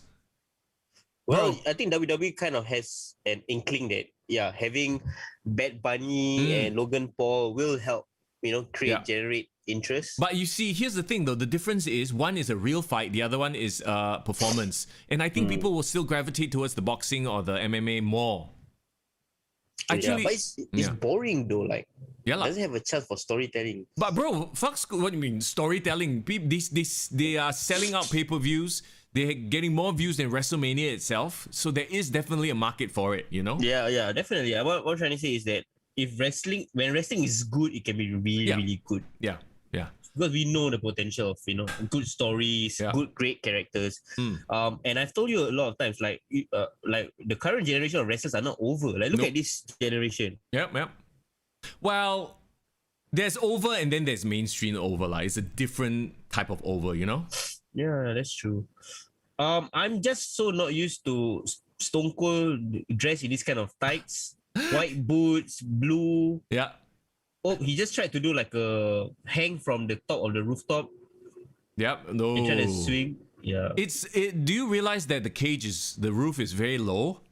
It's sagging. Yeah, so no, like even if it wasn't sagging, he can't stand up on the top rope. Like the modern cages are high enough so that you can stand on the top rope and still not touch the roof. Like he when he got to the top rope, he was like holding on to the roof because he couldn't stand. It's not even holding on for support. It's to push up the ring. Yeah, push up the roof. I mean. Yeah. Like he cannot stand all the way up. Yeah, which is very weird. I think one thing I find interesting about this era is that the way they approach the wrestling, right? It doesn't feel like a like a choreograph. Okay, you know sometimes like before a match starts, they will have actual strategy. Yep. You do this to the guy, injure this guy, but it's like literally okay. I'm gonna have my first best man, second best man, can beat the shit out of each other. Yep. The realism there is definitely more apparent. So, like, why is this generation so obsessed with spot fests? Oh, and Steve Austin rather, is bleeding already after getting his face raked across the chain link fence, the wire mesh. There's 40 seconds left. Yeah. I think before the new entrant. Who's it gonna be? The referee's gonna flip a coin. Yeah, it's so weird seeing Austin's name across his tights in multicolor. Oh my god, he's biting his face. Oh, this is super unhygienic. That's all. He's biting Steve Austin's bleeding forehead. Bro, have you heard of this thing called AIDS? Bro, this is the early 90s. He should be afraid, what? Yeah, that's why. Isn't that okay? Well, I mean, Steve Austin, maybe he's a real protective guy or a safe guy, huh? You know what? I can't wait to see who's next. Oh, they're flipping a coin. Sting will be last lah. He cannot be tails. Oh, okay. So now they're saying that The Dangerous heels. Alliance. Okay, this makes sense. This makes sense because oh no, wait, no, eh? Yeah, he is a heel. It's Oh, Rude. he's a heel. Wow, look at those shots though. Don't they look legit? Bro, Rick Rude and Bobby Roode really look like they can be related. Yes, yeah. That's the whole Root name, right? Yeah. And I remember they were telling these stories of how Steve Austin used to always look up to Rick Rude? Rude because Yeah. they used to share rights together. But My God. God. Look at how there's a real man right there. There's a real man right there. Like dude's probably on all the steroids, but there's a real man right there. As Batista would say in Avengers, Yeah. you're a dude. That right there is a man. Yes, that is a man. Is So this weird beef- seeing Rick Rude in his prime and then knowing that he will just become an enforcer for DX. Yeah, and then unfortunately passed away way too early. Okay, now see, you always have to have the heel start first with the advantage so that you can have your babyface come back, right? Yeah, that's true. Oh, Okay, flying clothesline by Steve Austin. I love it that it's now 2 minutes between entrances. Now Yeah. I feel like okay, the urgency is there now. So they need to really beat him up faster. Yeah. Oh, is he gonna blade now? I Like don't know. this form of sort of not stiff but snug wrestling, you can still see it on NXT. I feel. Yeah. Probably like a Timothy Thatcher match or something. Yeah, like Ciampa, Gargano, Adam Cole. That's why they are the main event, right? Yeah. Speaking of the main event, like Karrion Kross, how disappointing has he been as champion? As non-existent as AJ Styles and Omos, Oh yeah, what happened to them, huh? they just disappeared off the face of the earth, man. I have no idea. It's like they collected the championship and they're like, all right, bye. Do you think they gonna COVID? 3 more seconds. Oh, Steamboat. Look, Steamboat. Oh, look at how good Steamboat looked. he looked like he crying, yeah? Talk about realism. Yeah, He's yeah. crying to enter the ring. He's like, yeah, I gotta get in there. I gotta help my man. Wow, he looks very tan also. Look at him and Root. It's like who can out 10 who? Yes, yeah. But they look damn good. Because Yeah. you know why, when you watch bodybuilding, they tan the fuck out of themselves, right? Yeah. It makes the muscles pop. But I think I really like and like everyone is aesthetic, everyone looks good, but you also know they are great workers as well. Yes. So Well, it's not like watching who can you give as a bad example? Huh? Lex Luger. oh god, yeah. You know what I mean? Yeah, like someone who's a bodybuilder but can't work at all. Like, Yeah. look, but I mean, Dustin Rhodes is there, so I mean Bro, do you just see Stone Cold just did a forward roll and tried to do a spear? yeah. Holy crap. Rick Rude now Has him in the powerbomb Oh. position. Hurricane Rana. Rick Rude, nice. I've never seen obviously I didn't manage to see Steamboat in his prime, right? But damn, he looks good, man. You know what I need, and we need to do a watch along of, and this is one of those feuds that people always talk about as legend. Steamboat and Flair. You know, I've never Oh. actually watched their series. You've never watched before? No, No, you know what? but everyone says that this is their matches were epic. Yeah, we should check that. We should definitely check it out. 30-minute matches, whatnot. Okay, 20 seconds left. Okay, now they are finally utilizing the other second part of the ring. So that's good. So they sort of spread the action out. Oh, it looks like the enforcer is going in. Hey, Anderson like handsome only, huh? Yeah, look. You know what? He looks like an older version of Dex Howard, huh? I think Dex probably patterned himself after Arn Anderson. It's quite obvious. Strong man. Here we go, the enforcer. I want to see a spine buster. Come on, Arn Anderson special. Let's go. Look at that. Coming to save the day. So what? There's 3 of the baby faces, 2 of the heels, is it? Eh? Okay, no, there's 3 of the faces. Three heels. No, because Arn Anderson is a bad guy. I'm so sorry. Yeah. 3 heels. Sorry. So Camel clutch. So 3 heels. So he just now it's a double Boston crab, brother. Yeah, not camel clutch. Sorry. Oh. And he's tapping. No, if one person tap out, the whole team loses, right? No. But the match doesn't officially start until everyone is in. Remember? Oh, yes. Like, he can tap out now. So it's once no use. everyone comes in, it's like War Games. It's officially begun. Yeah. So now, whatever happens, it's just to wear them out. Yeah. So you know what can be quite funny, right? Like what? The two teams pakat. So okay, we don't do anything until the War Games match start.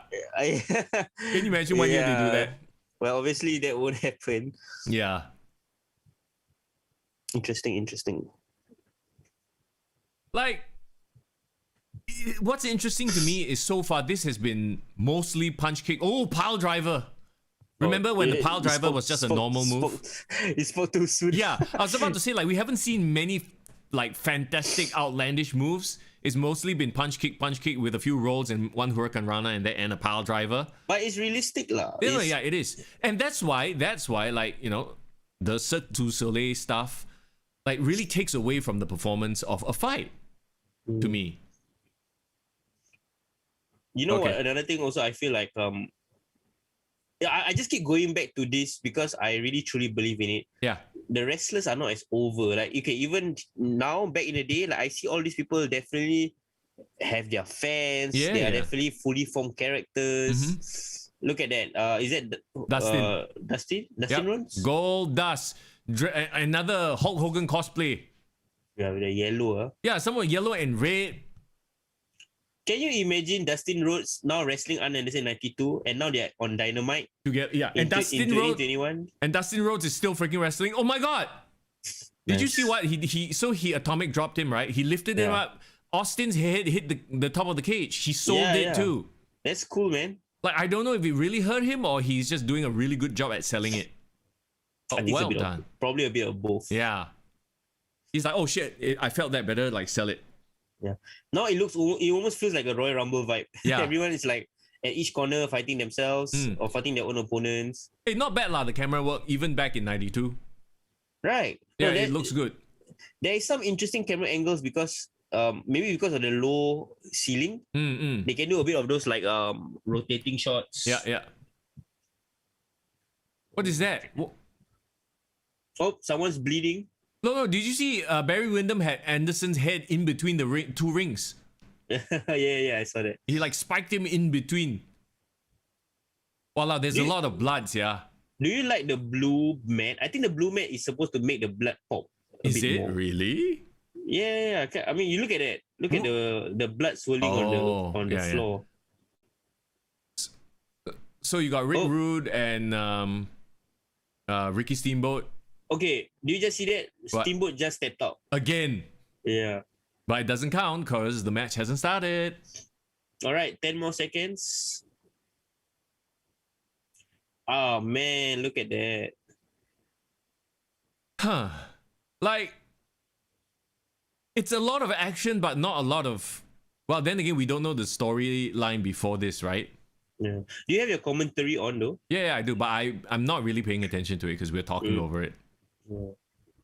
Oh, look at how much they're fighting. Yeah. Brutal. Oh, Medusa. What is Medusa doing? Why is she climbing the top of the cage? Also, I think she's trying to give a weapon. Yeah, she has the big handphone. Oh yeah, where's she dropping it to? Oh, I think she's dropping to Ann, right? Yeah.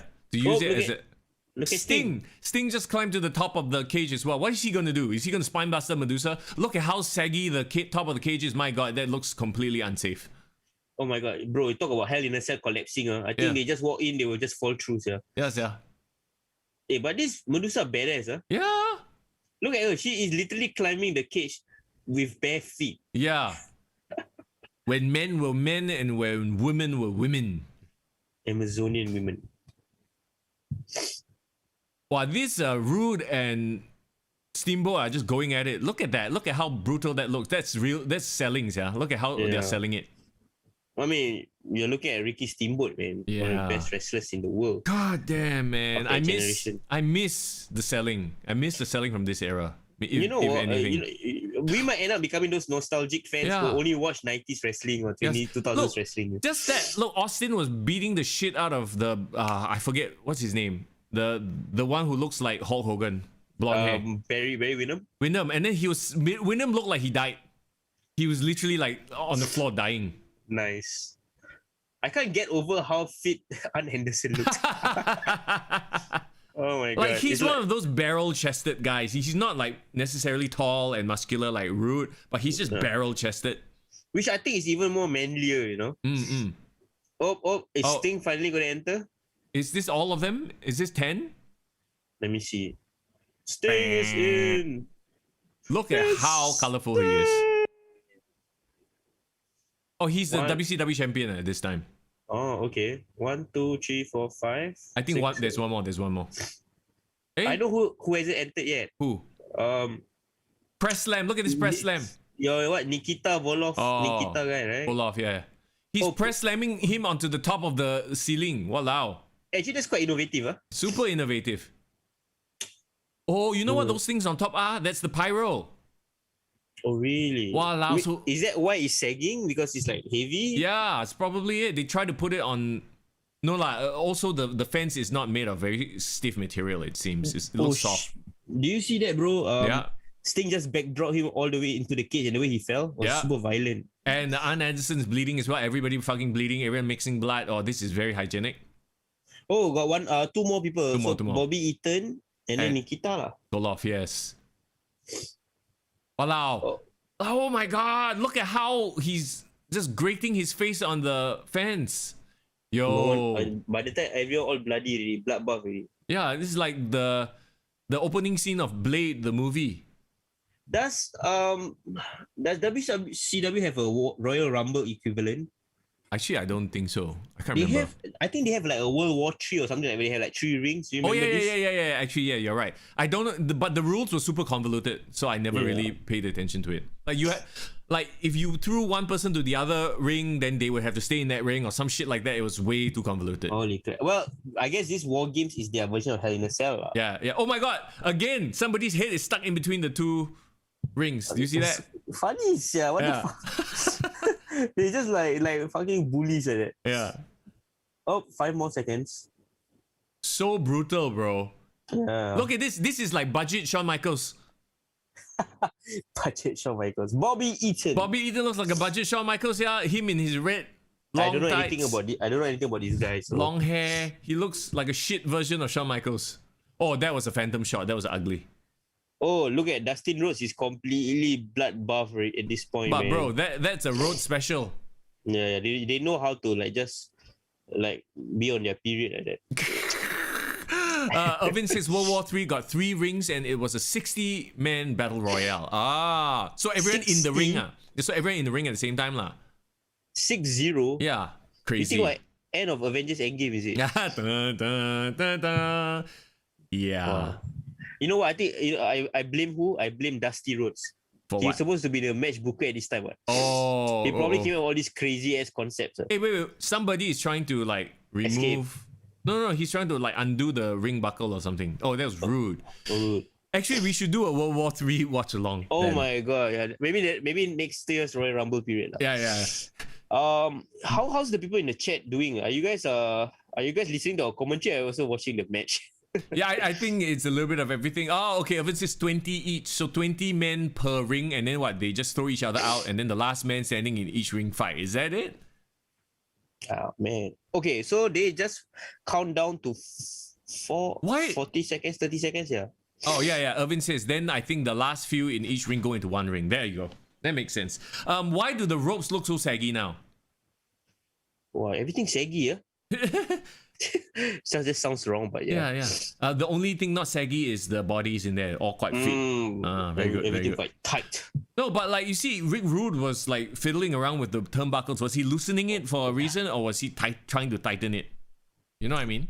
Yeah. Oh, 5 seconds. So okay, why is Nikita called up the savior, the last guy in? I have no idea. I don't remember. I have no context. He was bigger in the 80s, right? Yeah. Okay, so he's in right now. So I guess everyone is in officially.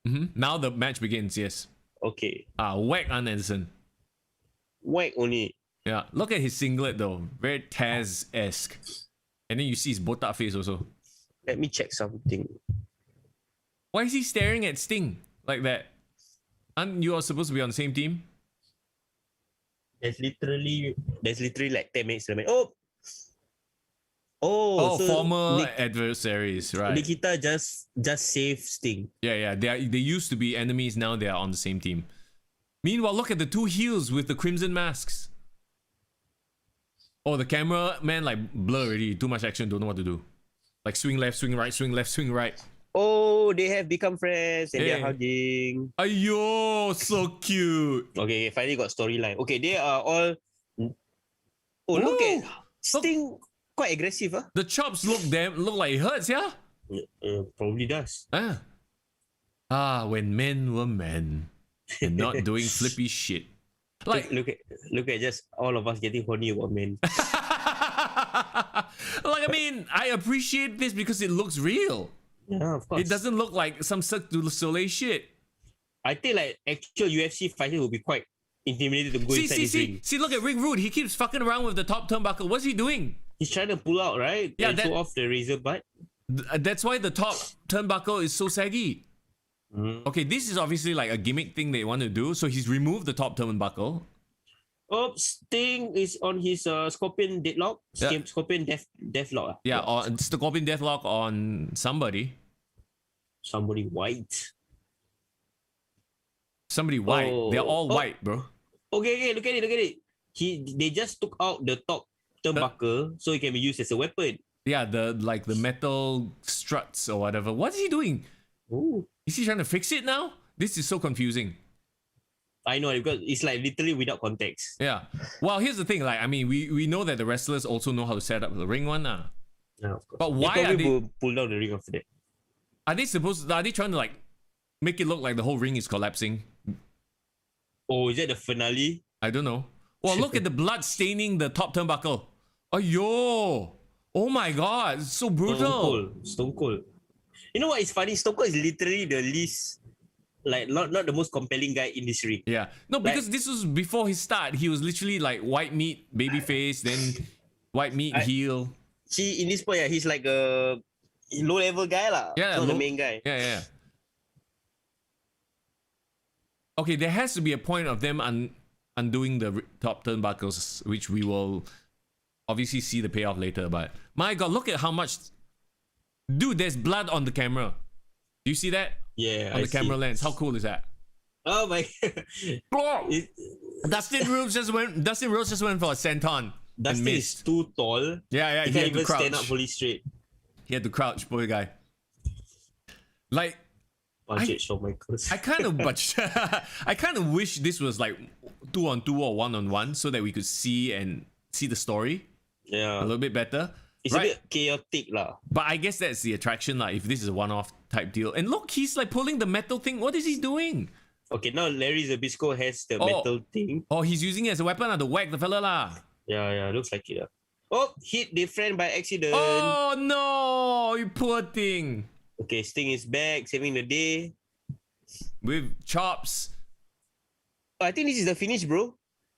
Oh, the armbar, because he hit him with the ring, the metal part on the shoulder. So is he going to tap out because of it?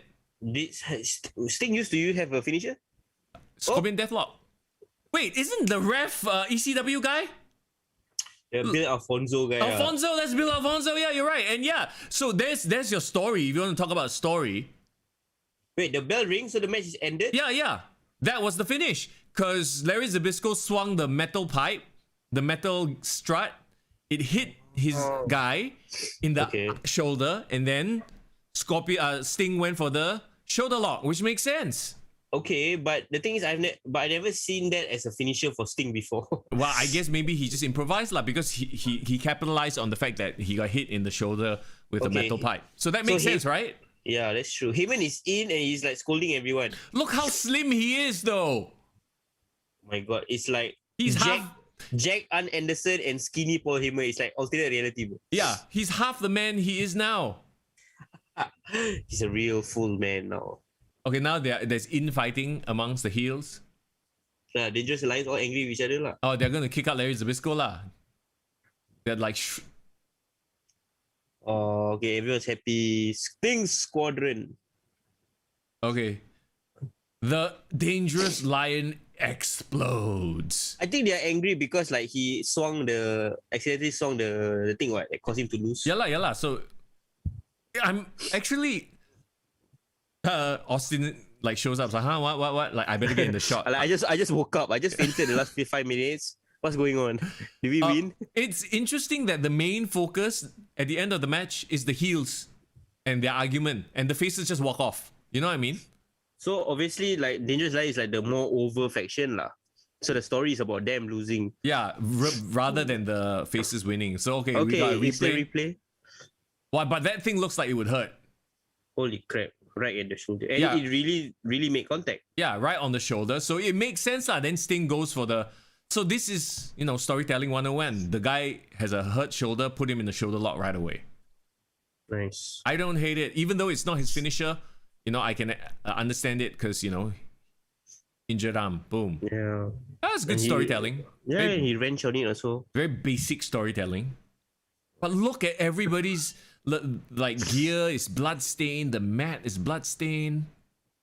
Oh, so now they go back to the Look at the commentator sitting. It's Eric Bischoff and Jim Ross, bro. No, it's not Jim. Is that Tony Schiavone? Oh my God. Schiavone. Oh, handsome, huh? He's so young. He look like Jimmy Kimmel. What the fuck? Who? I couldn't recognize him. Does he have makeup on? I think he has makeup on. Both of them. Oh, Schiavone like pretty boy, huh? Yeah. Tony Schiavone and Eric Bischoff, both pretty boys. Wait, so there's 3 more minutes.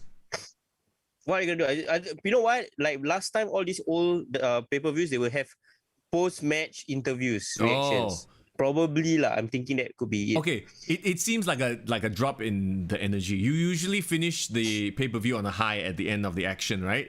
This is interesting. I'm curious. I really don't know what is happening after that. Probably it's probably an interview. So what are they talking now? Can you hear? No, like they just ran down the card actually, and then they're promoting what's happening on WCW next week, that kind of thing. But at this point, they didn't have a Nitro show. So what is gonna be next? Oh, like what they sell whatever their next event is, huh? There you go. Oh, yeah, Jim Ross and Ventura. It's so interesting. Like just maybe half a decade ago, all of them were working for Vince. Yeah. Wow. Look at the people can almost touch the commentators, yeah? Look how rowdy this crowd is. Yeah, and they look so hyped to be on TV, Yeah. Look at the security guy. He's like almost stepping in. Should I step in? No. Okay, I don't step in. Yeah. In the background. Wow. You know what? I actually enjoyed the hell out of that match. Oh my God, we have become those guys. We have become those, I prefer the old days. No, you know what we should do? We should watch some old days shit match. That's why I'm curious to know like what people in the chat think. Like if you guys were watching it with us, is this a blast of nostalgic past for you, or like you guys found it boring? Are we alone in thinking that this was a good match? I don't think we're alone in thinking that it's a good match. It's just a very, I guess, a random thing to do before Blood and Guts. Well, if anything, I'm actually kind of hyped for Blood and Guts. Can they replicate brutality like this? Bro, look at it. They got ending credit roll, bro. Oh God, stop. I already stopped it already. Really? They have ending credit rolls? Bro, this is such a 90s thing. Oh my God, yes. Special thanks, Mr. Joe Andrews, Mr. Dave Faraday. Like, who cares? I'm gonna switch it off. Yeah, I'm switching off as well. So like, all right. Like I said, can this new generation of AEW stars pull off something as violent as that, but also with a bit of high flying involved? Like you got Sammy Guevara in there, right? Yeah. You got Santana and Ortiz, who are gonna be more like brawler style. You know what's interesting? Like 20% of the people that was in that match is gonna be in AEW. Yeah. So they might be able to give and pass along their wisdom or like share, certain experiences. I remember. Do you remember? After Jericho's appearance on Broken Skull Sessions, he actually did a Talk is Jericho episode with Stone Cold. Yep. Where he ran down his like greatest careers, right? And Chris Jericho at the end of the interview offhand asked him, "Hey Steve, you got any advice on how to win a blood and guts match? You've been inside it before, right? It's my first time." So I'm thinking like, "Oh yeah, Chris Jericho has never been in War Games before." Yeah, that's right. And Steve Austin, like we've just seen, has. So yeah, if nothing else, I'm quite hyped for Blood and Guts. I'm looking forward to see how it goes. And that I think the job is done in terms of how if that is the way to hype it, the job has been done. Right. Irvin says it was a good match, but very different from the current product. I think now they're focusing their efforts on planning the high spots. Probably, like I hope. Okay, I want to see the high spots, but I hope it's like, you got that gritty battle that we just saw. But in between, they will work some high spots in, which I know they can, especially with Guevara in there. You got your MMA guys too. I mean, like Jake Hager, who's going to go in there. I'm sure do some MMA-inspired moves, make it look very UFC-esque. So Wardlow will probably beat up everyone and make it look violent. Yeah, so there are a lot of stories they can really tell in there, and I'm excited for it. So I'm all for it, man. Blood and Guts. Let's go! Yeah, and of course, like, if you take precedence from War Games, the recent War Games in NXT, every single War Games match has actually been really, really good. Yeah. Like, super entertaining, and there's always stories being told, being weaved in. I trust that Inner Circle and Pinnacle would probably weave in some storytelling into it. And could this be the moment that MJF puts himself over in a huge way? Like, he's been like this guy on the stick, irritating heel. We all know his talent on the mic. But nobody really talks about his in-ring, right? Could this be like, a few weeks ago, we had Britt Baker having that epic, hardcore It's coming match. out party lah. Yeah, where he not only proves that he can go on the mic, he can go in the ring, but he can get bloody as well. Yeah, I believe that.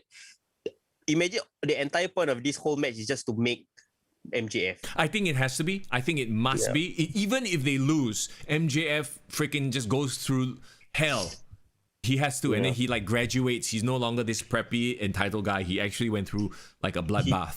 He does the Randy Orton getting schooled by Mick Foley. You know what? I actually want Inner Circle to win, but MJF to prove that he's a tough son of a bitch. Yeah, I think that has to be what they go for, and stay away from exploding stuff. Yeah, that didn't work. As long as there's no more freaking exploding rings, just give me the visual brutality, violence of people fighting in a cage, and I think it works. I definitely agree that Irvin, that we will see a lot of props being used as well. For sure. But then again, this will all be contained inside the cage, so I don't know how they're going to get props. Actually, I would like them not to use too many props. It takes away from the brutal. Like we just saw, they didn't have that many props, bro. You can or not? I am ready to wash my nose. Bro, the community cases are going up. I scared, no? I'm scared for you. You scared that you get infected over Zoom, bro? Yeah, no. I'm afraid for your health, man. Stay healthy, bro. Everybody, please. I'm good. Please stay healthy. But like I said, like that previous match, they literally only had one foreign object, which was the turnbuckle pipe. So, because technically the match is contained in the ring, so you can't have random chairs and bullshit, Yeah, and I feel like at the end of the day, the thing that sells it, the stipulation, is the cage. Yeah. That is the weapon. Yeah. So actually, now that I've thought about it a little bit more, I don't want to see candlesticks. I don't want to see chairs. Just use the cage and everything that you can find in the ring. One quick note about the match we just watched. Remember Medusa climbing the thing and then dropping the handphone in? Yep. Did it even amount to anything? Did anybody use the cell phone? The giant. I mean, Anderson got it and he hit it one time and that's it lah.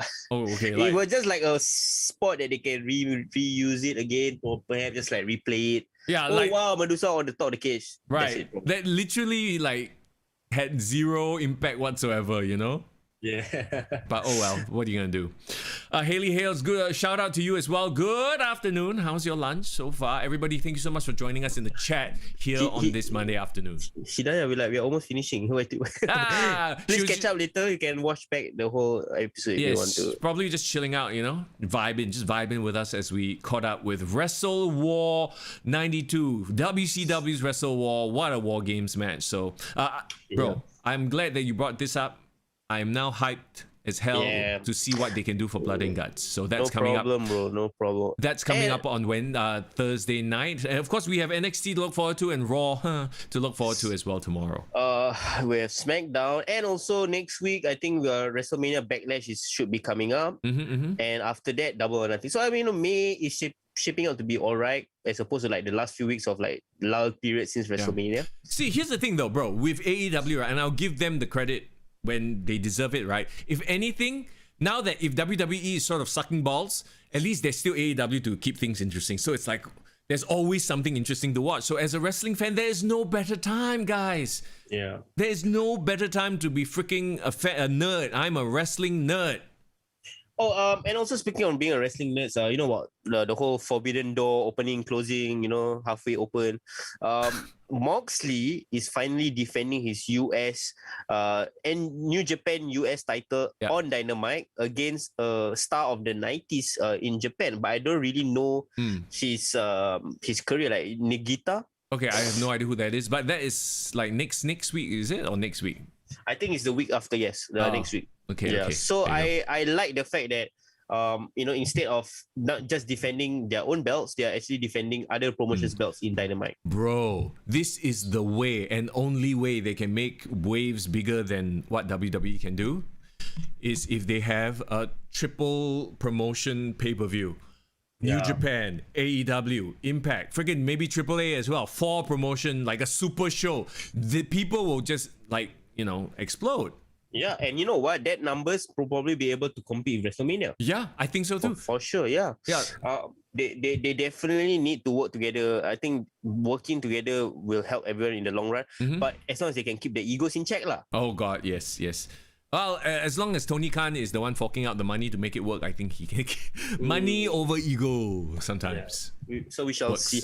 I am looking forward to what AEW has to offer the next coming months, for sure. Agree.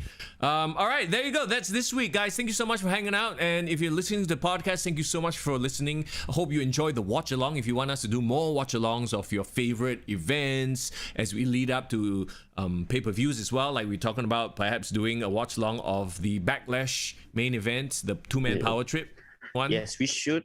You know what? We can do that next week or the week leading up to Backlash itself. I think that will be better than reviewing Raw.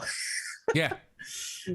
I think so too. I rather we get ourselves hyped our own way. Yeah, the way we know we can get hyped. Own self hype, own self. Very good. I like it. So, in any case, everybody, thank you once again for hanging out. And enjoy Blood and Guts coming up this week as well. So, okay. We will see you again soon. As always, it's Mister Young. And it's for in the building. Hey. Enjoy Bloods and Guts. And take care. Community cases are rising. Stay at home. Achoo. Work from home. Work from home. Work from home. Work from home.